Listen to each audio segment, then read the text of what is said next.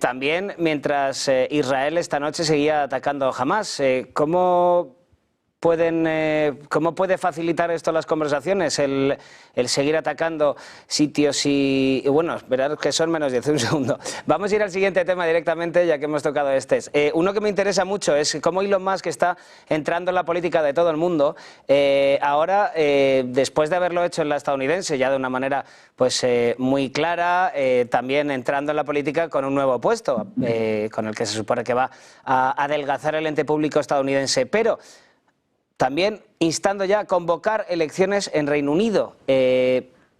¿Cómo estáis viendo esta, no diremos injerencia tampoco, porque, pero bueno, es al final el hombre más rico del mundo, un hombre muy poderoso, un empresario de éxito mundial en muchísimos sectores distintos, que tiene grandes intereses en muchos sectores distintos, entrando claramente en política ya, pues por lo menos de una manera desde la opinión. Entonces, ¿qué os parece? ¿Qué me podéis decir sobre esto? Abud, por ejemplo. Tenemos solo unos 5 minutos para los tres, os pido que seáis breves, por favor. Ok, voy a ser lo más breve que pueda. Es un tema muy interesante. Yo lo relaciono, más bien llevaré el asunto a mi zona de confort, que es el tema de la administración pública. ¿Por qué? Porque estamos viviendo desde hace años para acá en una época que muchos investigadores la llaman la época post-democracia. ¿En qué sentido? En que la ideología política ya no es la clave para definir una elección. Que lo que es clave en ese sentido es el modelo de administración pública que se propone para gobernar. Esto explica realmente tantos cambios que hemos vivido en el mundo, países que han cambiado de extrema derecha a extrema izquierda, luego de extrema izquierda a extrema derecha, con conceptos como el hartazgo, dicen ya nos hartamos de este gobierno, vamos ahorita con la oposición, pero la extrema oposición, ¿no? Ese tipo de movimiento se va a culminar al final con un nuevo modelo que es el modelo gerencial. El modelo gerencial de administración pública es el que quiere aplicar o simular el sector privado en el sector público. Y ahí quien tiene éxito son los empresarios.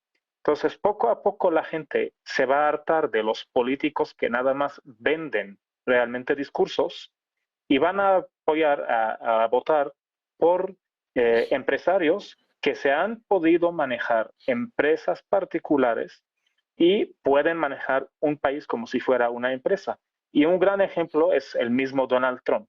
Entonces, yo creo que es un fenómeno muy interesante. No quiero excederme más de tiempo, Pedro, pero es un fenómeno muy interesante y yo lo relaciono más, como te dije, con el tema de la administración pública, más que un tema geopolítico.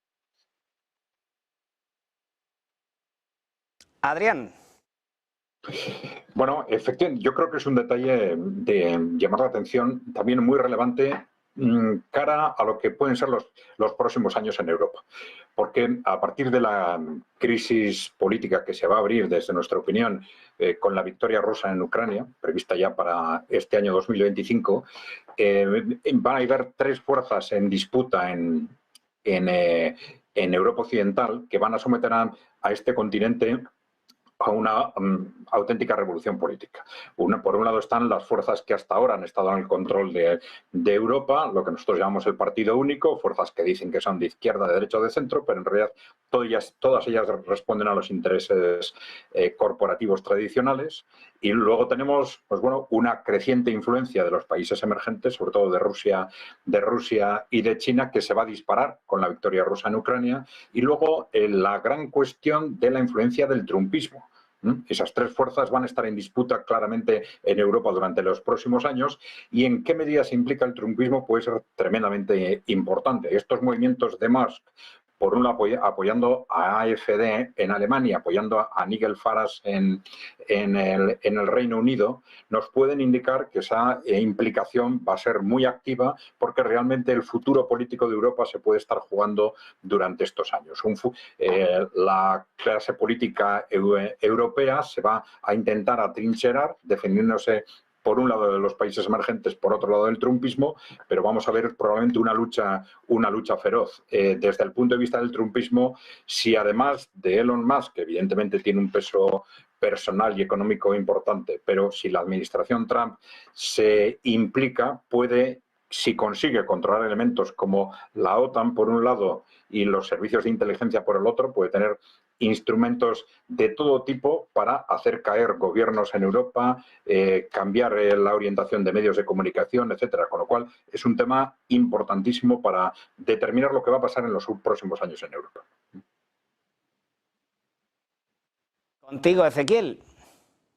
Sí, yo comenzaría remarchando la hipocresía de los medios occidentales cuando reaccionan indignados ante las opiniones de Elon Musk o incluso de Thiel, el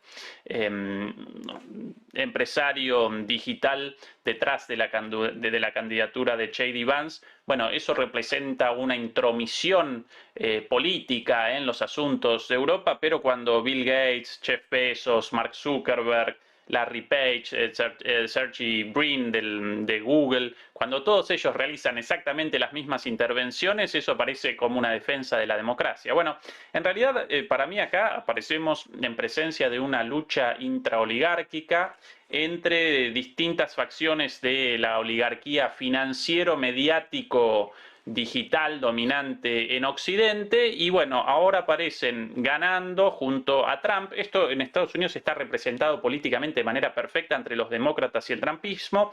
Ahora aparecen Musk, Thiel y otros empresarios ganando, pero si van efectivamente a generar un verdadero cambio, una reestructuración de los sistemas económicos, los sistemas políticos de los países occidentales, yo ahí establecería mi duda. Para mí sencillamente esto responde a la crisis ante la cual aparecen tanto Estados Unidos como Europa, y entonces un grupo de sus clases dominantes responde con esta salida, vamos a caracterizarla como antiglobalista, aunque para mí el elemento característico aparece en que ambas partes de esta oligarquía, ¿sí?, tanto la de Bill Gates como la de Elon Musk, todas responden al neoliberalismo en distintas vertientes, pero bueno, ahora aparece esta a cargo y por eso sus comentarios sobre Alemania, Reino Unido y el resto del mundo desde una perspectiva de poder, naturalmente, porque ellos determinan la opinión pública a través de sus plataformas. Los estados convalidaron que la opinión pública apareciese hoy día capturado por plataformas digitales privadas. Y ahora los dueños de esas plataformas privadas, digitales privadas pueden determinar la aparición o la desaparición de un mensaje político. Esta es la situación en la cual aparecemos ahora en todo el mundo, excepto en países como China o como Rusia, con su espacio mediático muy cuidado, muy vigilado y con sus propias plataformas mediáticas. Pues con esto nos vamos a quedar. Muchísimas gracias. Muy interesante este último debate, esta última parte de la tertulia. Abu Donji, analista geopolítico, Adrián Celaya, presidente de CAI Group, Ezequiel Vistoletti, doctor en ciencia política, profesor de Relaciones Internacionales en Alemania. Muchísimas gracias a los tres. Un placer. Un gusto. Saludos. Hasta la próxima. Y hasta la próxima. Hasta aquí, todo es geopolítica. No se muevan. Tenemos un par de minutitos de publicidad y ahora seguimos con la segunda